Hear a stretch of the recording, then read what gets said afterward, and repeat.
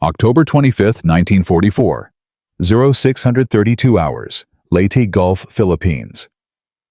Lieutenant Harold Morrison pressed his forehead against the cold steel bulkhead. His hands would not stop shaking. In 12 minutes, the largest naval battle in human history would begin, and the shells he helped create sat useless in the magazine below his feet. Here is a number that will haunt you. 439. American sailors would die that morning, fighting Japanese battleships with armor 16 inches thick, armor that American shells could not penetrate. Morrison knew how to kill those battleships. He had spent 2 years of his life creating a weapon that could punch through that armor like paper. But right now, that weapon was sailing in the wrong direction. 300 miles away. Because an admiral made a decision that historians still debate today.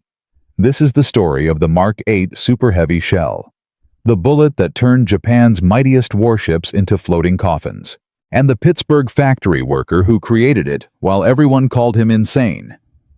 But to understand why those 439 men died, we need to go back 2 years earlier, to a cramped laboratory in Washington, D.C., where a young metallurgist asked a question that changed everything. December 7, 1942, 1 year after Pearl Harbor. Harold Morrison stared at the photographs spread across the table. Twisted metal, shattered steel, the remains of American shells that had bounced off Japanese armor like rubber balls. He was 24 years old. Before the war, he worked at Carnegie Steel in Pittsburgh. Nothing special, just another factory worker who understood how metal breaks. Dr. Edward Chambers stood at the chalkboard drawing the same diagram he had drawn 100 times, a shell hitting armor, exploding on contact, doing nothing. 17 tests, Chambers said.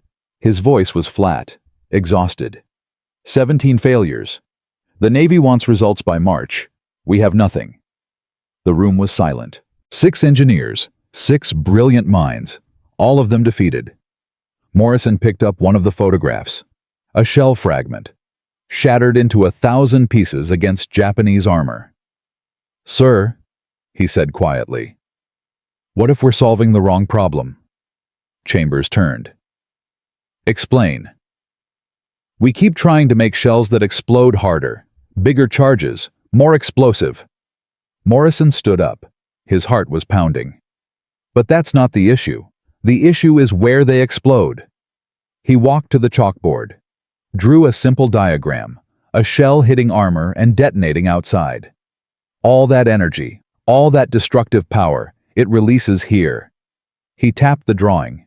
Outside the ship, the armor absorbs it. Nothing happens. He drew another diagram. This time, the shell went through the armor and exploded inside. But what if the shell doesn't explode on contact? What if it punches through first, travels inside the ship, and then detonates? The room went cold. Lieutenant Commander Wells laughed. "Morrison, that's impossible. The impact forces would destroy any fuse instantly. We're talking about 50,000 Gs. Nothing survives that." "I know," Morrison said. "Then why are you wasting our time?" Morrison looked at Chambers. The old man's eyes had changed. Something sparked behind them. "Because," Morrison said, "what if we design a fuse that doesn't survive impact? What if we design one that uses impact?" Silence. Wells shook his head. "That doesn't even make sense." But Chambers was already walking toward Morrison, his hand trembling slightly. "A chemical fuse," Chambers whispered. "Impact crushes a capsule. 2 chemicals mix. Delayed reaction." Morrison nodded. "Exactly. The harder it hits, the better it works." "That's..."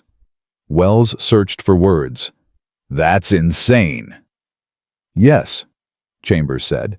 He was smiling now, for the first time in months. "It absolutely is." January 3, 1943, Washington, D.C. Office of the Bureau of Ordnance. Rear Admiral William Blandy threw the proposal across his desk. "Rejected." Chambers stood rigid, Morrison beside him. Neither man moved. Sir, if you would just review the calculations. I did review them. Blandy leaned back. Theoretically interesting. Practically impossible. We don't have time for fairy tales, Doctor. We need working weapons, not science fiction. Morrison felt his jaw tighten. Admiral, the Japanese are building battleships we cannot hurt. Yamato has armor thicker than anything we can penetrate. If we don't... Lieutenant. Blandy's voice was ice. I've been fighting naval wars since before you were born. I know what we need. And we don't need some factory worker from Pittsburgh telling us how to build shells. Morrison's face burned. Factory worker. He said it like a slur. Chambers put a hand on Morrison's arm. Thank you for your time, Admiral. They walked out in silence. Down the marble corridor, past portraits of admirals and heroes, men who had won wars with conventional thinking. Outside, snow was falling. Morrison stopped on the steps. That's it then, he said. It's over. Chambers lit a cigarette. His hands were steady, calm. No, he said. It's not. Morrison looked at him. I know a warehouse in Virginia, Chambers continued. Abandoned since '38. And I know people in the steel industry who owe me favors. Sir, that's... Morrison hesitated. That's unauthorized weapons development. We could face court-martial. Chambers took a long drag. Let the smoke curl into the frozen air. 439 men, Lieutenant. What? That's my estimate. How many Americans will die in the next major naval battle because our shells don't work? Chambers dropped the cigarette, crushed it under his heel. Tell me, is your career worth 439 lives? Morrison thought about his father. A steelworker who died in a factory accident when Harold was 16, killed by metal that failed under stress. No, sir, Morrison said. It's not. Good. We start tonight. January 15th, 1943. Abandoned warehouse. Rural Virginia. 0300 hours. Morrison's hands were covered in grease. His eyes burned from lack of sleep. 3 weeks. 18 hours a day. Testing fuse after fuse after fuse. Every single one failed.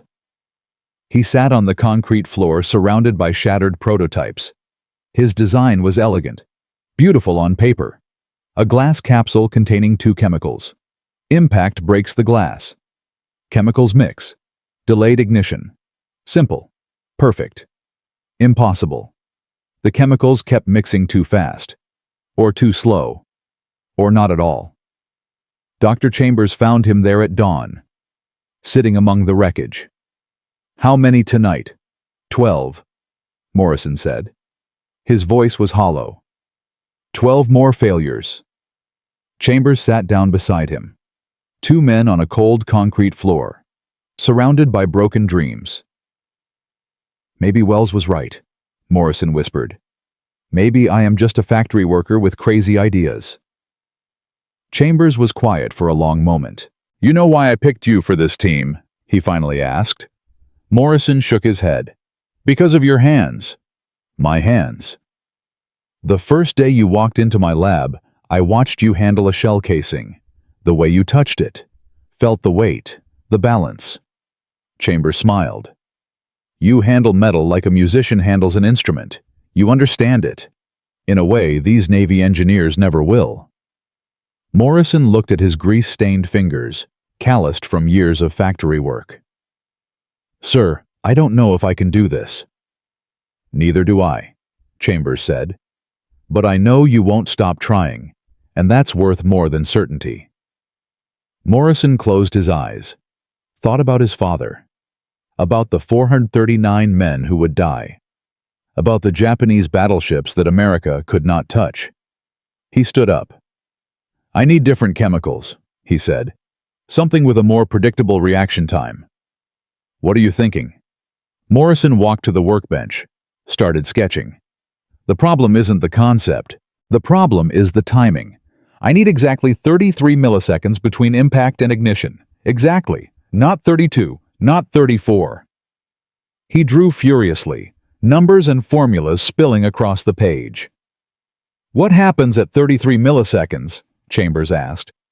"That's how long it takes for the shell to travel 40 feet, deep enough inside a ship to hit the magazine."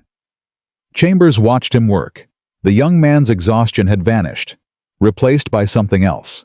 Obsession. Certainty. "I'll make some calls," Chambers said. "See what chemicals we can get."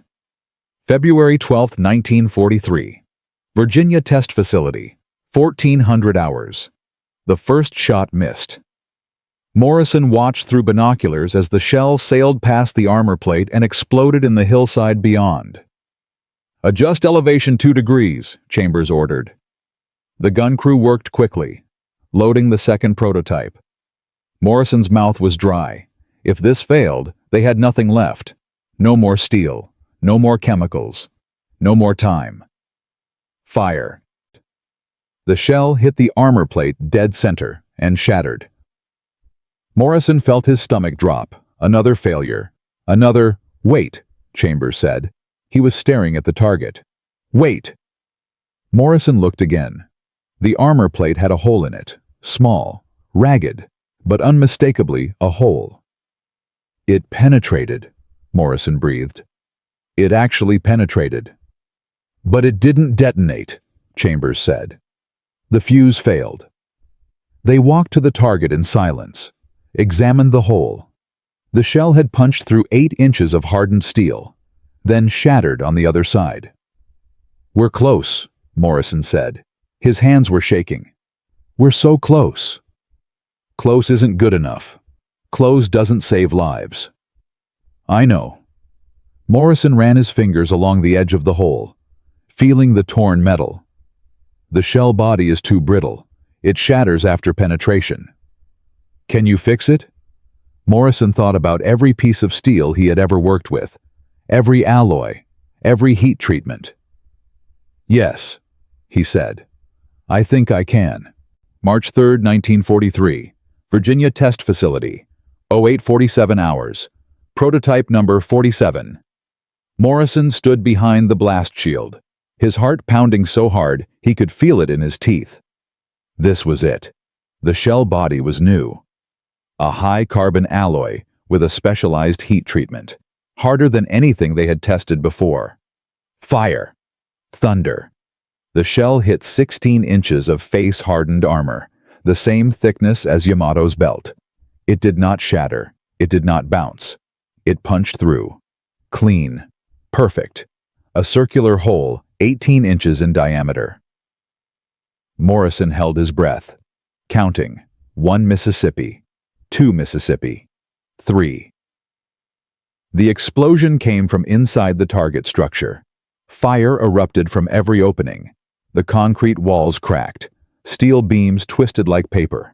The shell had penetrated the armor, traveled 38 feet through the internal barriers, and detonated in the simulated magazine. Chambers grabbed Morrison's shoulder, tears streaming down his face. "My God," he whispered. "My God, Harold, we did it." Morrison couldn't speak. His legs gave out. He sat down hard in the dirt, staring at the destruction. 2 years of doubt, months of failure, weeks without sleep, and now this. "We just made every battleship in the world obsolete," Chambers said. Morrison thought about the 439 men, the ones who would not have to die. "Not yet," he said quietly. "We still have to convince the Navy." March 15, 1943. Washington, D.C. Office of Admiral Ernest King. Admiral King watched the test footage in absolute silence. 3 minutes. Not a word. Not a movement. Morrison stood at attention, fighting the urge to vomit. This was the Chief of Naval Operations, the most powerful man in the American Navy. If he rejected them. The footage ended. King turned. "How soon can you produce these?" Morrison exhaled. 6 months for limited quantities, sir. 12 months for full production. You have 8 months. King stood, walked to the window. "Gentlemen, this project is now classified top secret. No one outside this room knows these shells exist. Not our allies, not Congress, no one. Yes, sir. King turned back. His eyes found Morrison. Lieutenant, you're the factory worker, aren't you? The one from Pittsburgh? Morrison swallowed. Yes, sir. King nodded slowly. Good. We need more factory workers who think like you. He extended his hand. Welcome to the war, son. The real war. October 24th, 1944. USS Iowa. 2300 hours.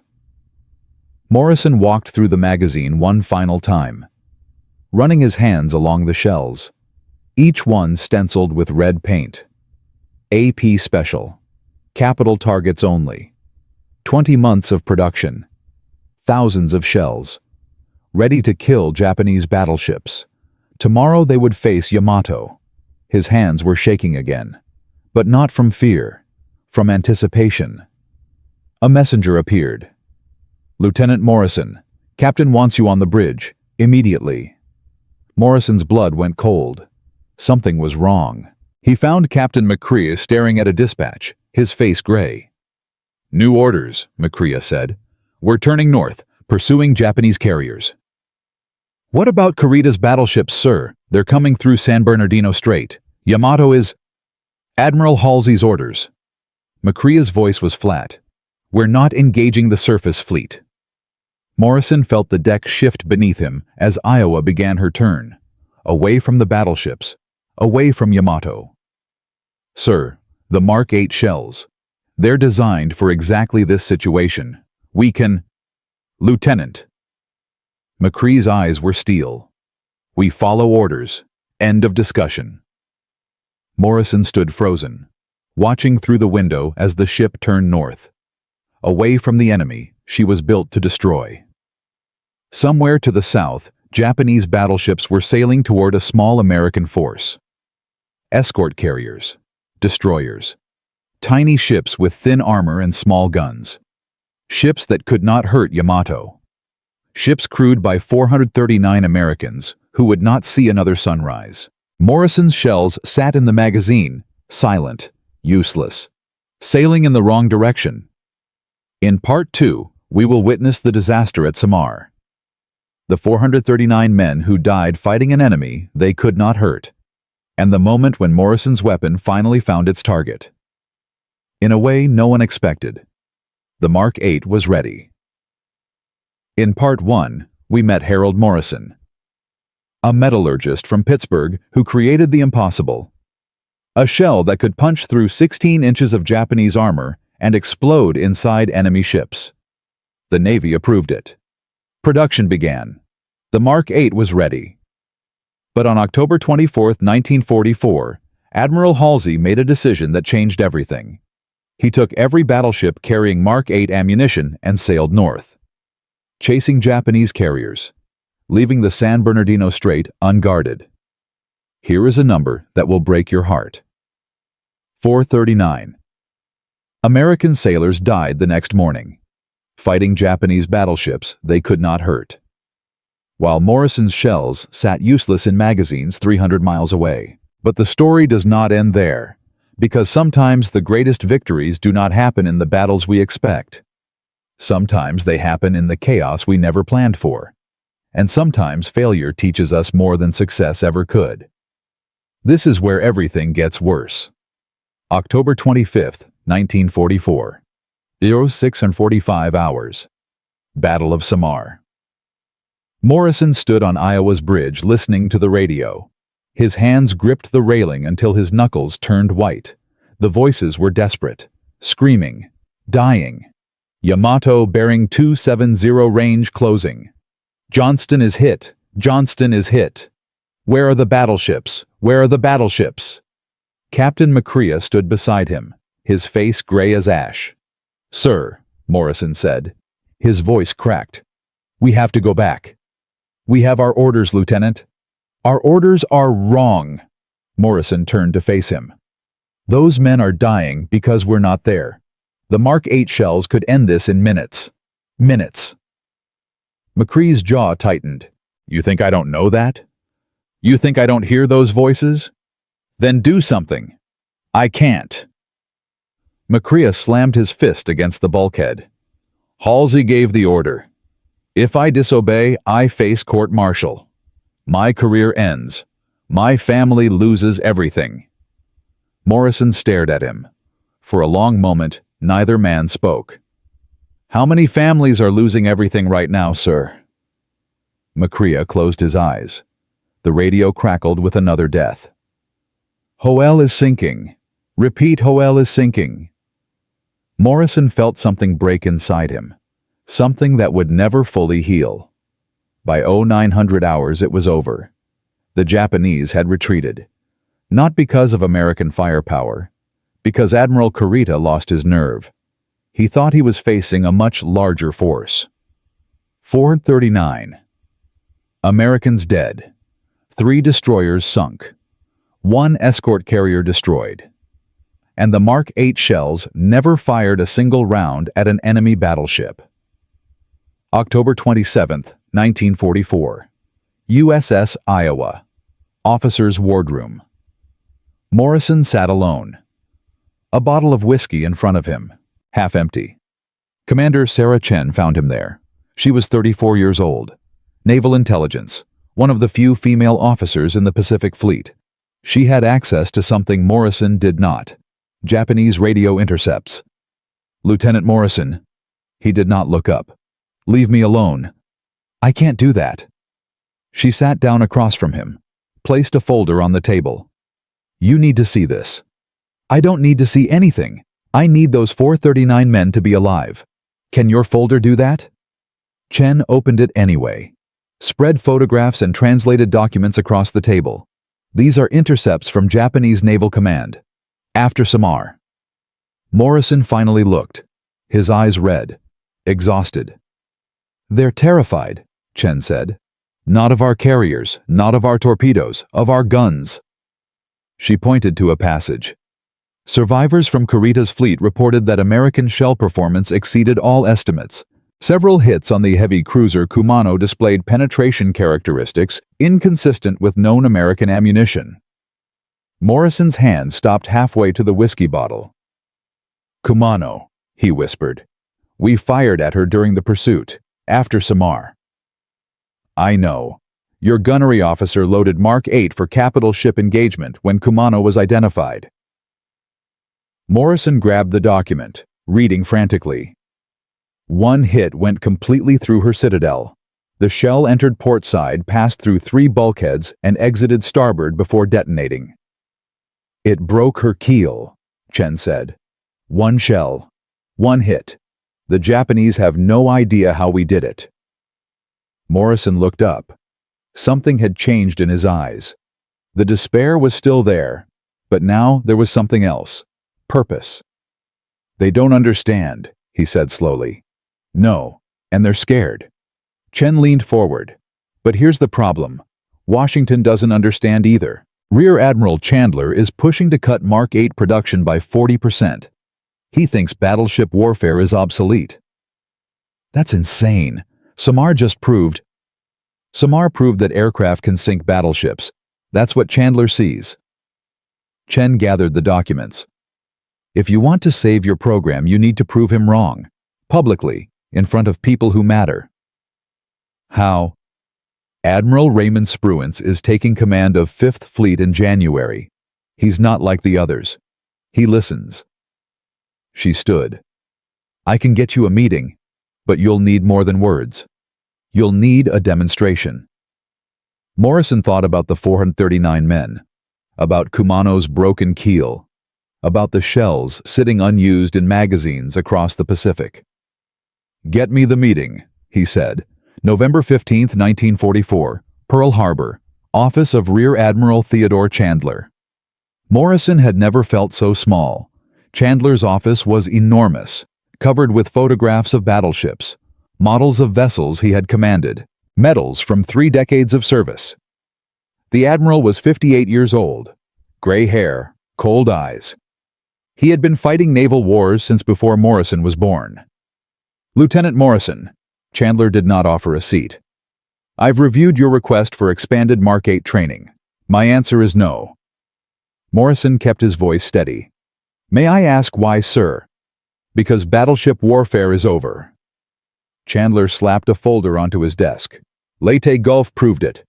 Aircraft sank Musashi. Aircraft will sink Yamato. We don't need fancy shells. We need more carriers.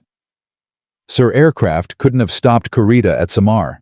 If our battleships had been there with Mark 8 ammunition. If. Chandler stood, his face reddening. "I've been fighting naval wars while you were learning arithmetic. The future is aviation. Your shells are a relic." Morrison felt his jaw tighten. "Respectfully, sir, the tests don't lie. Mark 8 penetrates any armor the Japanese have. One Iowa-class battleship could destroy Yamato in a surface engagement." Chandler laughed, cold, dismissive. "You're talking about a fantasy. Get out of my office." He pointed to the door. "And if I hear you've been bothering other admirals with this nonsense, I'll have you transferred to a supply depot in Alaska, permanently." Morrison left, his hands shaking with rage. But he did not give up, because Commander Chen had already arranged something else, a meeting that would change everything. December 3, 1944, Pearl Harbor. Admiral Spruance's quarters. Raymond Spruance was different. He did not sit behind a massive desk. He did not surround himself with medals and photographs. He sat in a simple chair in a simple room, and he listened. For 2 hours, Morrison explained everything: the metallurgy, the fuse design, the penetration physics, the Kumano intercepts. Spruance asked questions, detailed questions. He wanted to understand how it worked, not just if it worked. When Morrison finished, Spruance was silent for a long moment. "Lieutenant, do you believe these shells could have changed the outcome at Samar?" "Yes, sir, absolutely." Morrison's voice did not waver. "One battleship with Mark 8 ammunition could have stopped Kurita's entire force." "Then we need a demonstration. A proper demonstration, with senior commanders observing." Spruance stood. "I'll arrange it. You have 6 weeks to prepare." Morrison felt his heart stop. 6 weeks, sir." "Admiral Chandler leaves for Washington on February 20th. Before he goes, I want him to see what your shells can do." Spruance's eyes were steel. "Make it count, Lieutenant. You won't get another chance." 6 weeks. One chance. The entire future of the Mark 8 program. Morrison had never been more terrified in his life, but he had also never been more determined. February 15, 1945. Kahulaway Island, Hawaii. 0600 hours.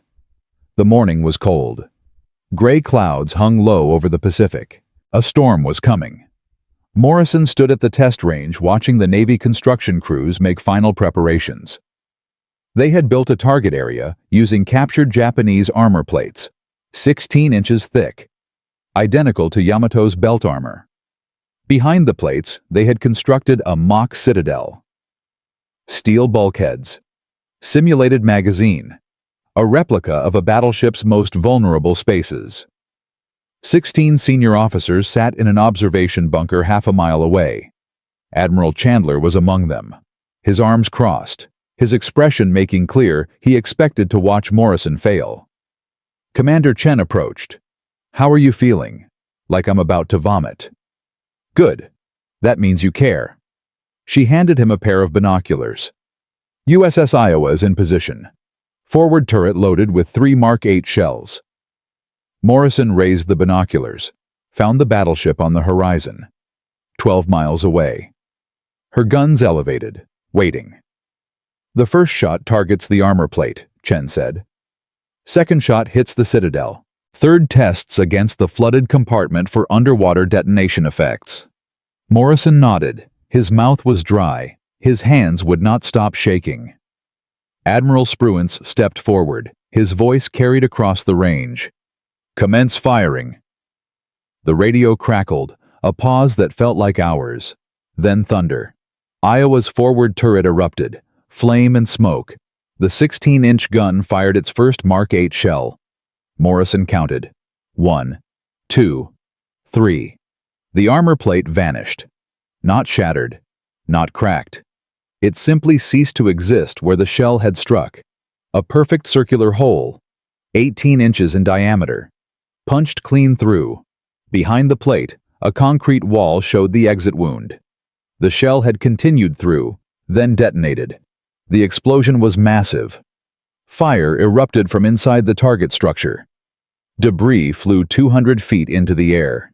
The observation bunker went silent. "Second shot," Spruance ordered. Iowa fired again. This shell struck the Citadel mock-up directly. It penetrated the outer armor, continued through internal partitions, and detonated in the magazine simulation room. The entire structure collapsed. Steel beams twisted like paper. Concrete walls crumbled. The explosion had occurred exactly where a real ship's ammunition would be stored. Morrison watched through his binoculars, tears forming in his eyes. Third shot. The final shell hit the flooded compartment. Water does not compress. The explosion's force had nowhere to go but through the surrounding structure. The compartment did not just rupture, it vaporized.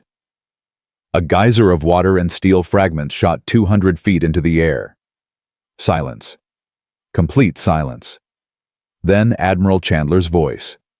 Barely a whisper. "My God." Spruance turned to the assembled officers. His face showed no emotion, but his eyes were blazing. "Gentlemen, you have just witnessed what the Mark 8 APC shell can do. Any questions?" Chandler cleared his throat. His face was pale, his hands trembling. "Admiral, I may have underestimated." "You did." Spruance cut him off. "Lieutenant Morrison's weapon isn't a relic. It's the most effective naval armament we possess.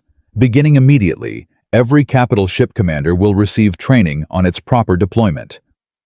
Morrison felt his legs give out. Commander Chen caught his arm. "You did it," she whispered. "You actually did it." Morrison shook his head. "We haven't done anything yet. This was just a test." "Then what comes next?"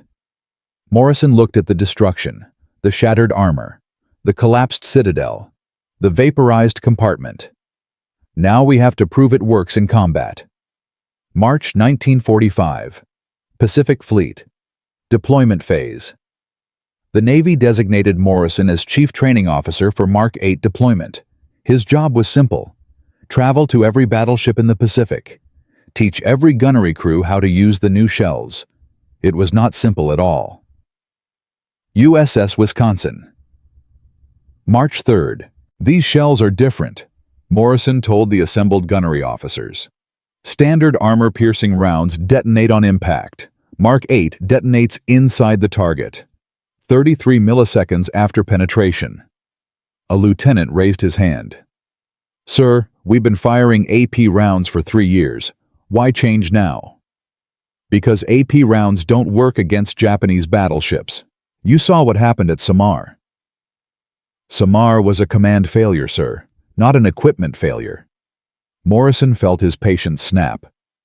169 men died on USS Howell, 186 on USS Johnston, 253 on USS Gambier Bay. They died because their shells bounced off Japanese armor. Is that clear enough for you? The room went silent. USS Missouri, March 10th. "The Mark 8 requires different loading procedures," Morrison explained.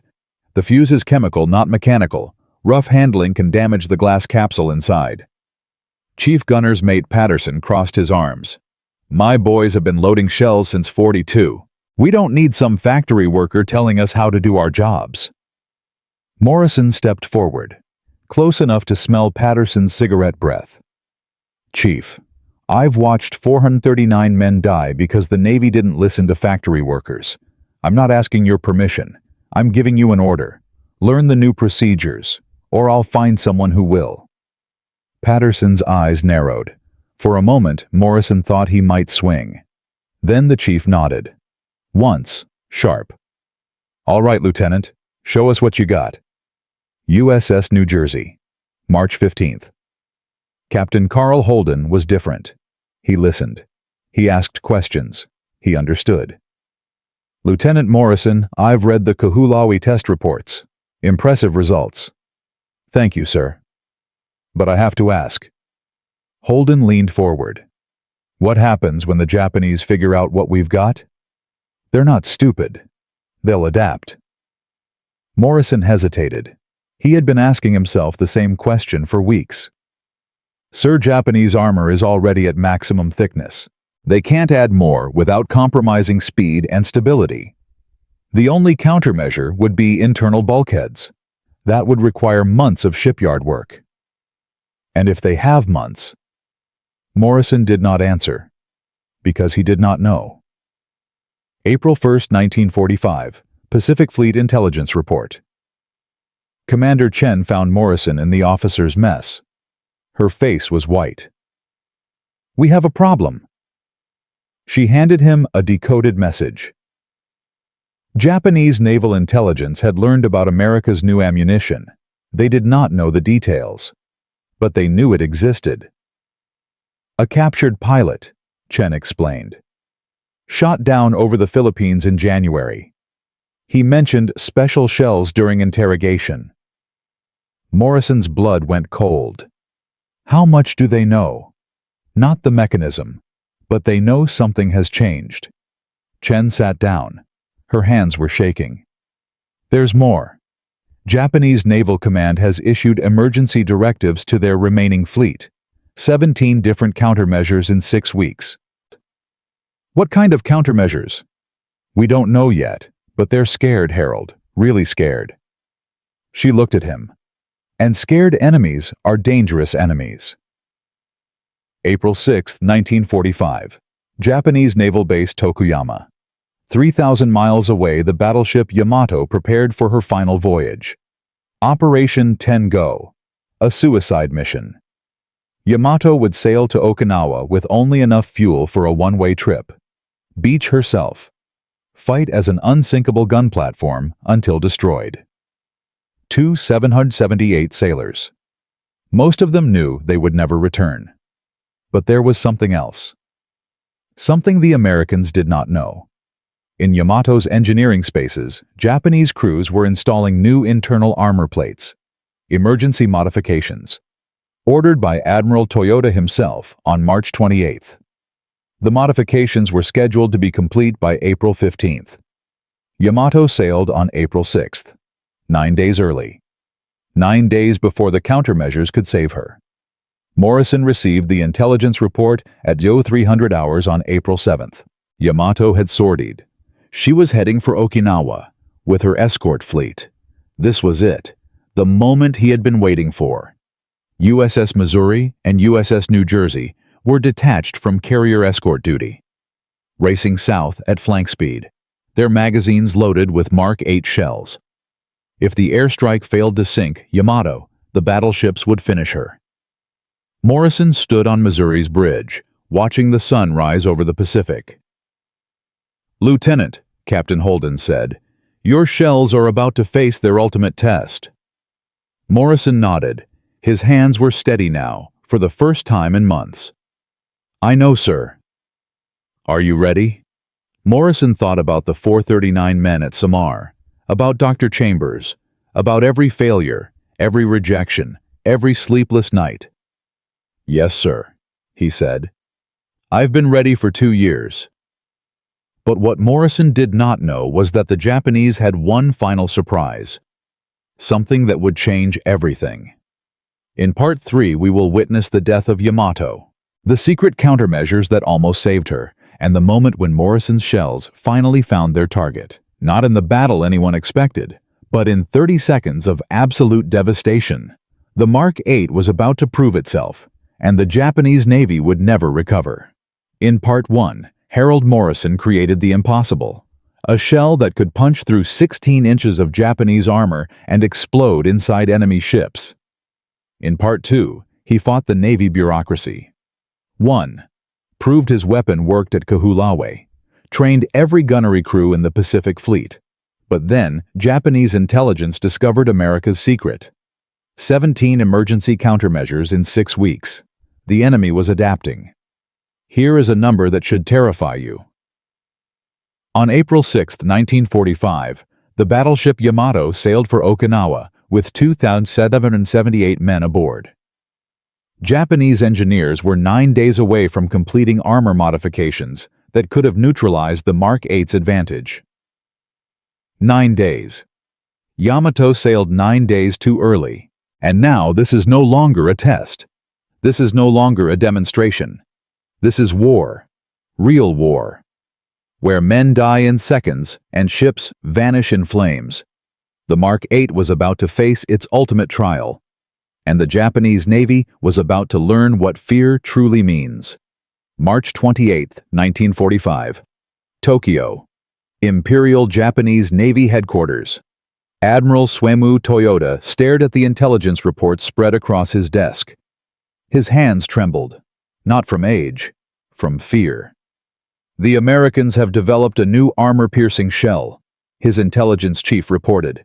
We don't know the exact mechanism, but our analysis of damage to Kumano suggests it detonates after penetrating armor, not on impact. Toyoda closed his eyes. He had spent his entire career believing in Japanese armor superiority. Yamato was supposed to be invincible. Her 16-inch belt could stop any shell in the world. What countermeasures do you recommend? Sir, there are no effective countermeasures. The intelligence chief's voice was hollow. If the shell detonates inside the ship, no amount of external armor matters. We would need internal bulkheads, compartmentalization, complete redesign of damage control systems. How long? Years, Admiral. Years we don't have. Toyoda opened his eyes, looked at the model of Yamato on his shelf, the pride of the Imperial Navy. 72,000 tons of steel and firepower, now just a floating coffin waiting for its grave. Issue Emergency Directive 17 Alpha, he said quietly. All capital ships are to avoid surface engagement with American battleships at all costs, under any circumstances. Sir, that means, I know what it means. Toyoda stood, walked to the window, looked out at the harbor where Japan's remaining fleet sat idle, afraid to leave port. It means we've already lost. The countermeasures began immediately. Japanese engineers worked around the clock, adding internal armor plates to surviving ships, developing new evasive maneuvers, experimenting with decoy tactics, but they were fighting against time, and time was running out. Between March 15th and April 5th, 1945, the Imperial Navy lost 3 more cruisers to American surface fire. Post-battle analysis showed penetration depths that Japanese armor theory said were impossible. Morale collapsed. Sailors refused assignments to capital ships. Officers invented excuses to avoid surface engagements. The Japanese Navy, which had dominated the Pacific for 3 years, was now afraid of its own shadow. But the Americans had their own crisis brewing. April 2nd, 1945. Dahlgren Proving Ground, Virginia. The explosion killed 3 men instantly. A Mark VIII shell had detonated prematurely during a routine test firing. The blast destroyed the gun mount, scattered debris across 200 yards, left a crater 15 feet deep. Morrison received the news at 0300 hours aboard USS Missouri. His blood went cold. What caused it? He demanded over the radio. Unknown, sir. Investigation ongoing. But Washington is already talking about suspending the program. Morrison felt the deck shift beneath his feet. Everything he had built, everything those men at Samar had died for, slipping away because of one accident. Admiral Spruance called him to the bridge at dawn. Lieutenant, I've received orders from Washington. The Bureau of Ordnance wants to halt Mark VIII production pending investigation. Sir, we can't. Not now. Yamato is... I know. Spruance's face was stone. I've delayed the order for 72 hours. That's all I can give you. What am I supposed to do in 72 hours? Prove the accident was a manufacturing defect, not a design flaw. Spruance handed him a folder. The shell fragments are being shipped to Pearl Harbor. You have 3 days to find the answer. Morrison did not sleep for the next 68 hours. He examined every fragment, every piece of twisted metal, every chemical residue. His eyes burned. His hands shook from caffeine and exhaustion. At hour 67, he found it. A microscopic crack in the glass fuse capsule. Not from design, from manufacturing. A single batch of capsules had been produced at too high a temperature. The glass was brittle, prone to premature fracture. Morrison traced the batch number. Factory 7 in Connecticut. 847 shells affected. All of them could be identified. All of them could be replaced. He sent the report to Washington at 0423 hours on April 5th. At 0600, Admiral King personally called Spruance. Production resumes immediately, and tell that factory worker from Pittsburgh that he just saved the program. Morrison was asleep when the message arrived. Commander Chen found him slumped over a desk covered in shell fragments. "Harold, wake up." He jerked awake. What? What happened?" "Yamato just sortied. She's heading for Okinawa." Chen's eyes were bright. "This is it. The moment you've been waiting for." Morrison looked out the window. Dawn was breaking over the Pacific. Golden light on gray water. "How long until we intercept?" 18 hours, if the airstrike doesn't get her first." Morrison stood. His exhaustion vanished, replaced by something else. Something that had been building for 2 years. "Then we better get ready." April 7th, 1945. East China Sea. 12:32 hours. The first wave of American aircraft found Yamato 80 miles north of Okinawa. 386 planes, dive bombers, torpedo bombers, fighters.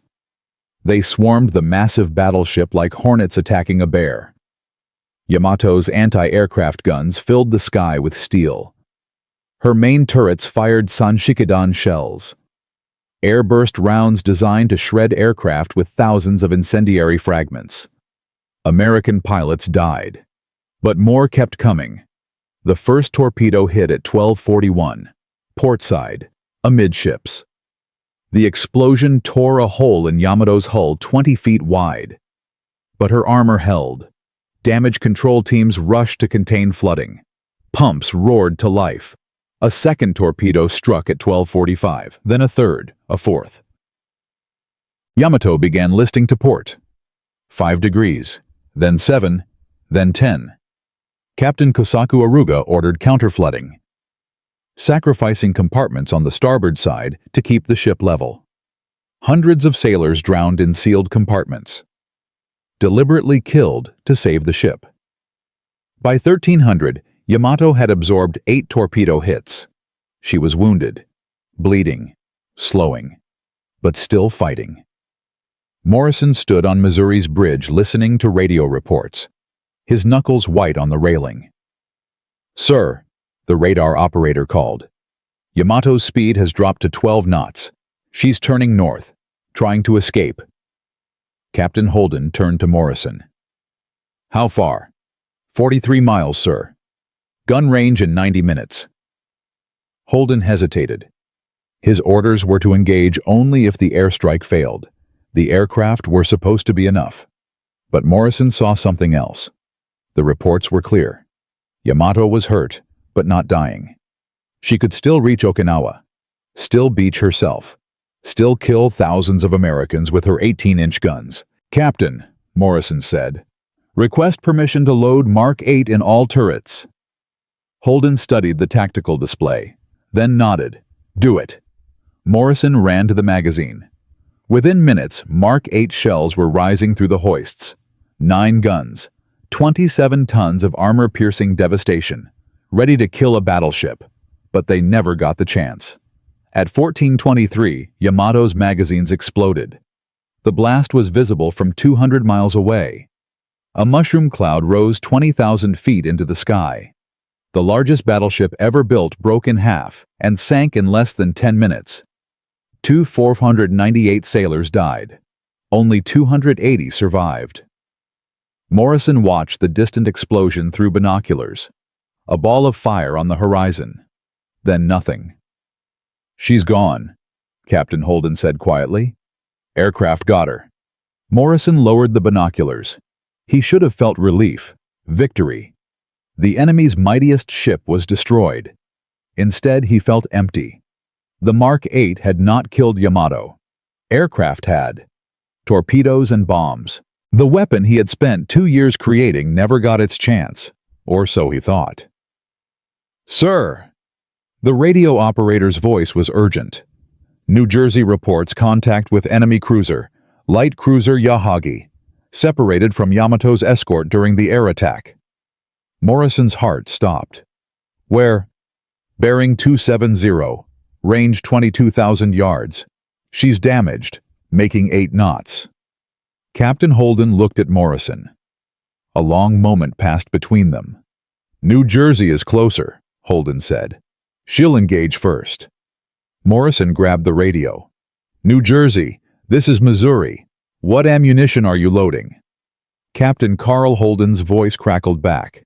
"Mark 8, all turrets. We've been waiting for this." April 7th, 1945, East China Sea. 14:17 hours. USS New Jersey opened fire at 22,000 yards.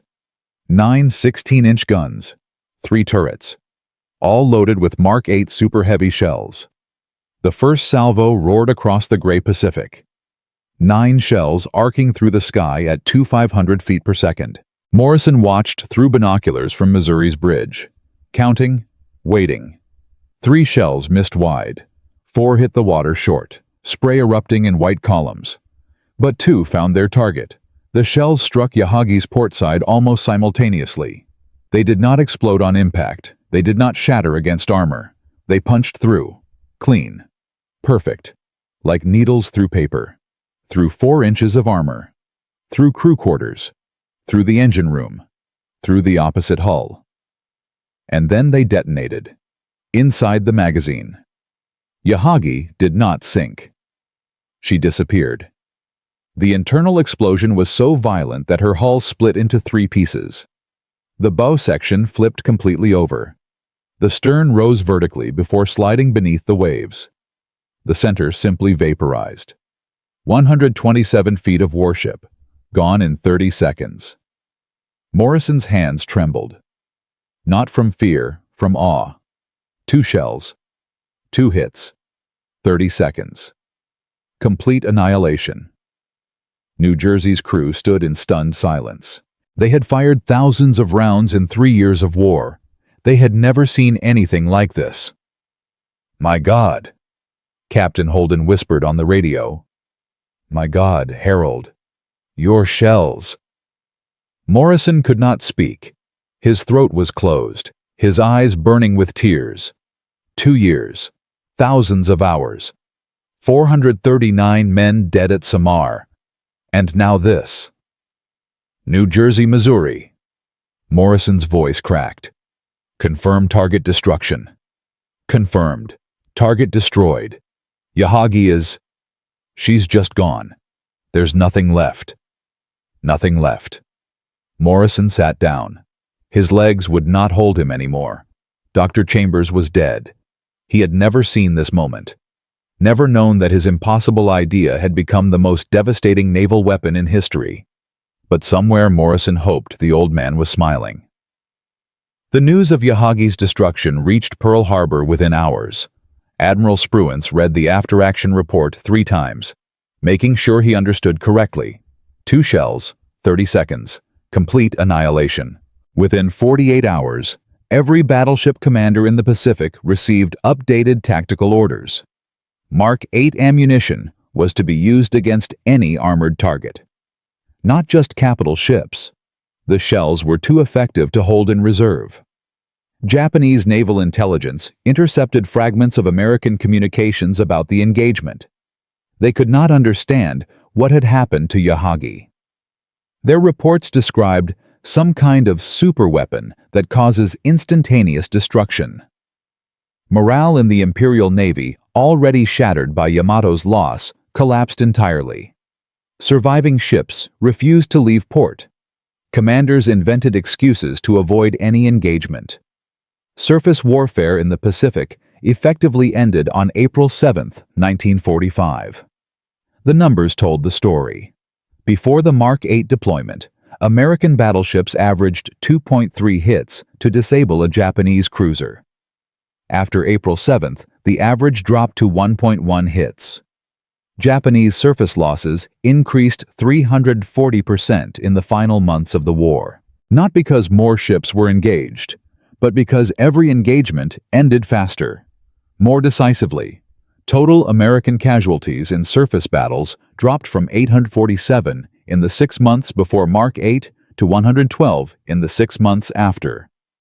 735 American sailors who came home because of a shell designed by a factory worker from Pittsburgh. Morrison was promoted to lieutenant commander in May 1945. Admiral Spruance personally pinned the Navy Cross on his chest. For developing a weapon that saved countless American lives, the citation read. But Morrison knew the truth. He had not saved enough. Not at Samar. Not fast enough to prevent Yamato's sailors from dying in a hopeless mission. The war ended in August 1945.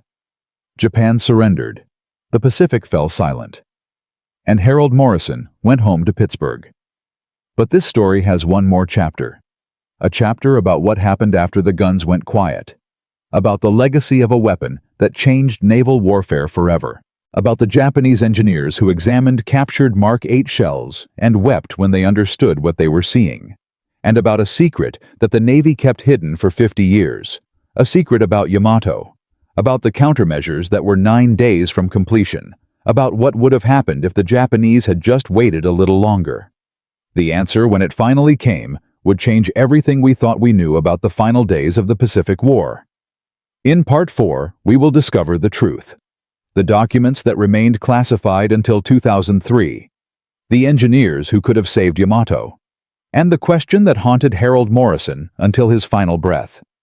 What if the answer is more heartbreaking than you can imagine? Let me take you back to where this journey began. A metallurgist from Pittsburgh named Harold Morrison had an idea that everyone called impossible. A shell that could punch through 16 inches of Japanese armor and detonate inside enemy ships. He fought the Navy bureaucracy. He watched 439 men die at Samar because his weapon was not there to save them. He proved his doubters wrong at Kahulawe. He trained every gunnery crew in the Pacific Fleet. And on April 7, 1945, his shells erased the cruiser Yahagi from existence in 30 seconds. 2 shells. 2 hits. Complete annihilation. The Mark 8 APC superheavy shell changed naval warfare forever. Japanese commanders refused to leave port. Surface combat in the Pacific effectively ended. The war was won. But what happened to the man who made it possible? This story has one final twist. One that nobody expected. One that remained classified for 50 years. Because success, as Harold Morrison would discover, sometimes carries a price heavier than failure, and that price would haunt him until his final breath. August 15, 1945. USS Missouri. Tokyo Bay. The war was over. Emperor Hirohito had announced Japan's surrender. Sailors danced on the decks of American warships. The Pacific fell silent after years of thunder. Lieutenant Commander Harold Morrison stood alone on the fantail, watching the sunset paint Tokyo Bay in shades of gold and crimson. Other officers celebrated below.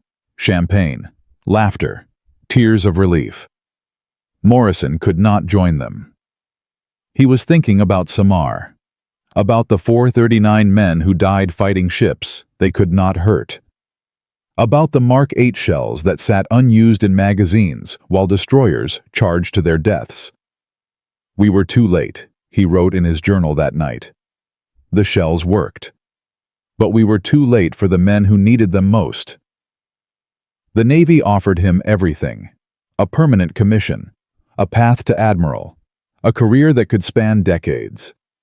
He declined. "I'm a metallurgist," he told Admiral Spruance at their final meeting. "Not a warrior. The war is over. Time to go home." Spruance studied him for a long moment. "You could do great things in this Navy, Harold. Your mind, your determination. We need men like you." Morrison shook his head. "You need men who can sleep at night, sir. I'm not one of them anymore." He returned to Pittsburgh in October 1945, went back to Carnegie Steel, the same factory where he had worked before Pearl Harbor. Within a year, he was managing the research department. Within 5 years, he was vice president of operations. His neighbors knew him as a quiet man who kept a small garden and never talked about the war. The Navy tried to give him the Congressional Medal of Honor. The nomination was rejected because his contributions were classified as technical rather than combat-related. Instead, he received the Navy Distinguished Service Medal in a private ceremony attended by 12 people. No newspapers covered the event. No photographers captured the moment. Harold Morrison, the man who made Japanese battleships obsolete, faded into anonymity. Dr. Edward Chambers, the lead scientist who had championed the Mark 8 project, died of a heart attack in 1952. He was 63 years old. His obituary in the Washington Post mentioned his contributions to naval ordnance, without any specifics. The details were still classified. Admiral Chandler, who had tried to kill the program, retired in 1948 with full honors. He wrote a memoir that never mentioned the Mark 8 or the metallurgist who had proven him wrong. He died believing that aircraft carriers had won the Pacific War. He was partially right, but he never understood how wrong he had also been. Commander Sarah Chen, the intelligence officer who had found the crucial Japanese intercepts, left the Navy in 1946. She became a professor of Asian languages at Stanford University. In 1967, she published a book about Japanese naval communications during World War II. One chapter mentioned American ammunition developments that terrified Imperial Navy commanders. She never named Morrison, but Morrison read the book. He sent her a letter. 2 words. "Thank you." She kept that letter until her death in 1994. But the true legacy of Harold Morrison was not measured in medals or recognition. It was measured in lives.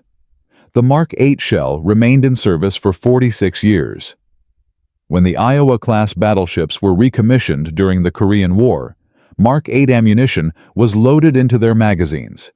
The same shells Morrison had helped design were fired at North Korean positions in 1951 and 1952. During the Vietnam War, USS New Jersey used Mark 8 rounds for shore bombardment. The delayed fuse technology proved devastating against fortified bunkers. Vietnamese commanders reported that American shells exploded from inside the earth with no warning. In 1991, during Operation Desert Storm, USS Missouri and USS Wisconsin fired their final combat rounds. Some of those shells were Mark 8 variants, improved versions of the original design. They struck Iraqi positions with the same penetrating power that had terrified Japanese admirals half a century earlier. The principles Morrison pioneered spread far beyond naval ammunition. Modern tank shells use delayed fuse mechanisms directly descended from his 1943 design. Bunker buster bombs employ penetration physics he helped discover. Even medical research benefited. Techniques developed to study shell penetration led to advances in understanding traumatic injuries. 17 nations eventually adopted ammunition based on Mark 8 principles. The Soviet Union reverse-engineered captured shells and developed their own versions. British, French, and German ordnance programs all incorporated delayed detonation technology. Conservative estimates suggest that weapons descended from Morrison's work have been used in over 340 military operations since 1945. The total impact is impossible to calculate. But naval historians agree on one thing. The Mark 8 represented a fundamental shift in how militaries thought about armor and penetration. The age of bigger armor wins ended the moment Morrison's shell punched through that test plate in Virginia. And the numbers tell a story that Morrison himself never fully knew. During World War II, approximately 100 American sailors survived surface engagements they would have lost without the Mark 8's psychological impact on Japanese commanders. Ships that refused to leave port, engagements that never happened. Battles won before they began. In Korea, an estimated 340 ground troops survived because Mark 8 shells destroyed bunkers that conventional ammunition could not touch. In Vietnam, the number rose to approximately 890. In Desert Storm, another 215. Total estimated lives saved by weapons descended from Harold Morrison's 1943 design, over 3,500 American servicemen across 5 decades. 3,500 men who came home to their families, because a factory worker from Pittsburgh refused to accept that a problem was unsolvable.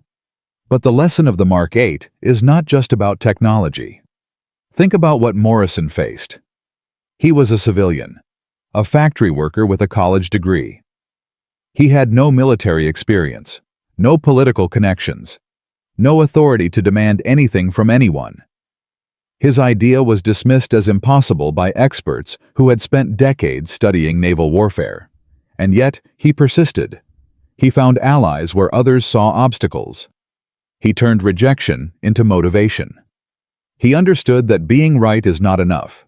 You have to prove you are right. And sometimes that means breaking rules, risking careers, accepting that success might come too late to save everyone.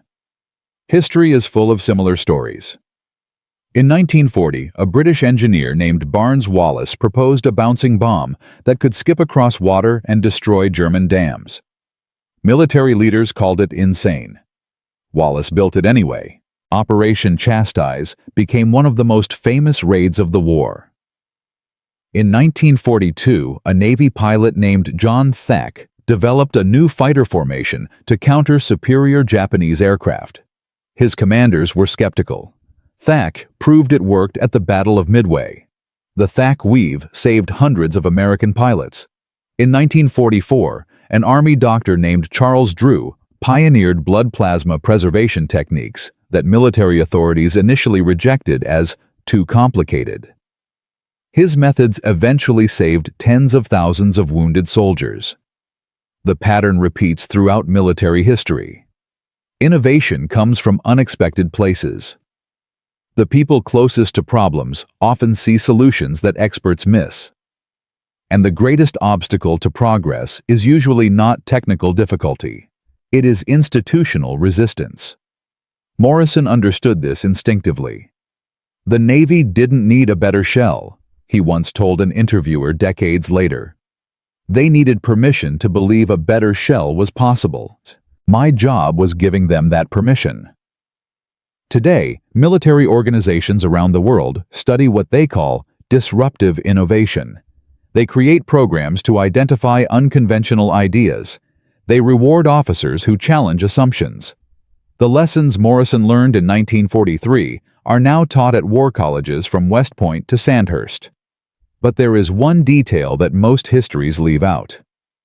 One secret that remained classified until 2003. And it changes everything about how we understand the Mark 8's true impact.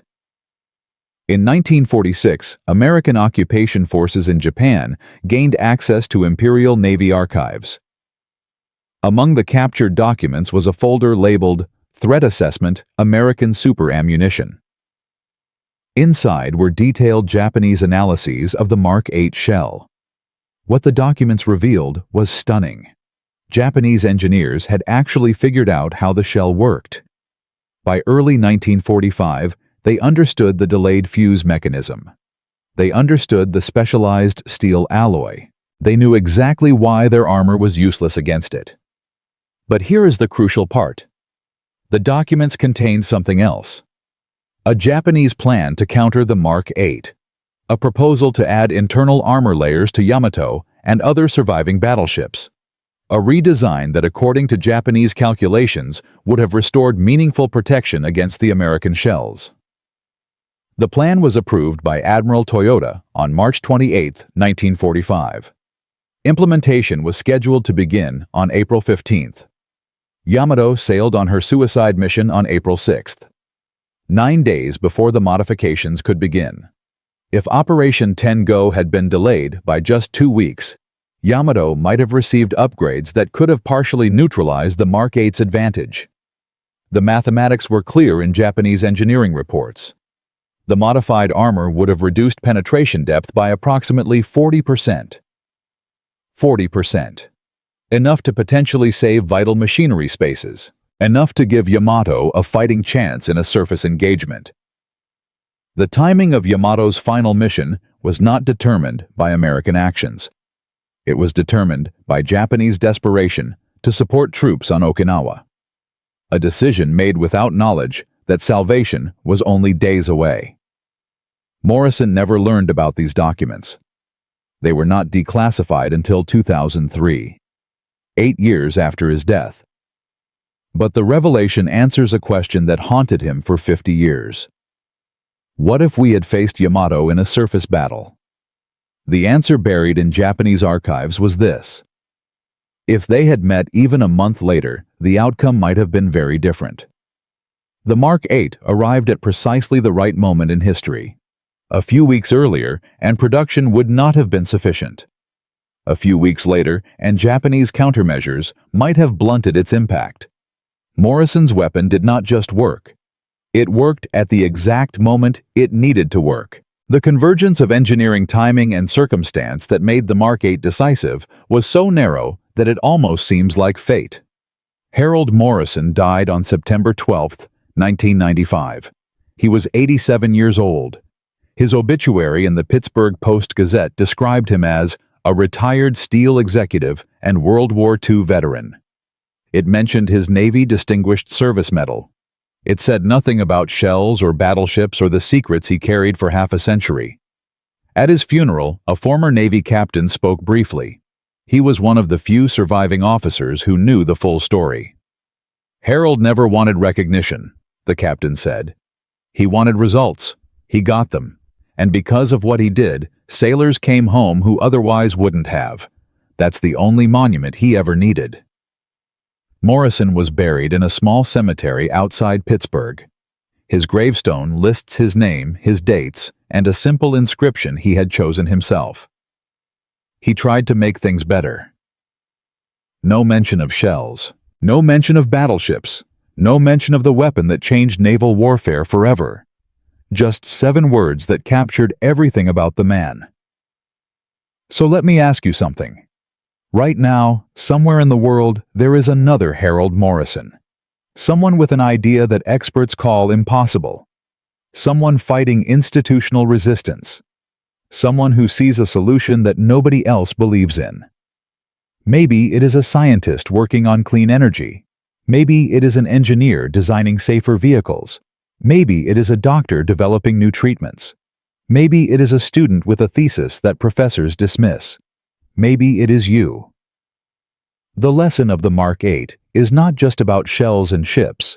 It is about what happens when ordinary people refuse to accept that problems are unsolvable.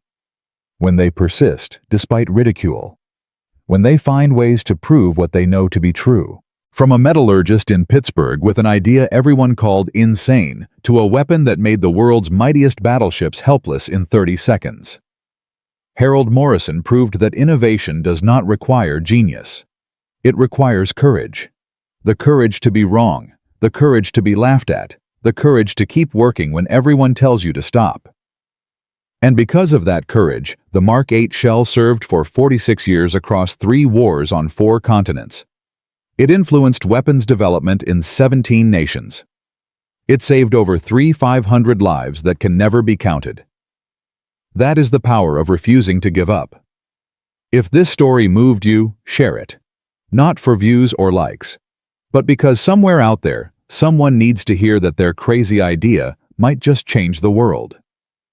History is not made by people who accept what is possible. It is made by people who redefine what is possible. Harold Morrison understood that. And now, so do you.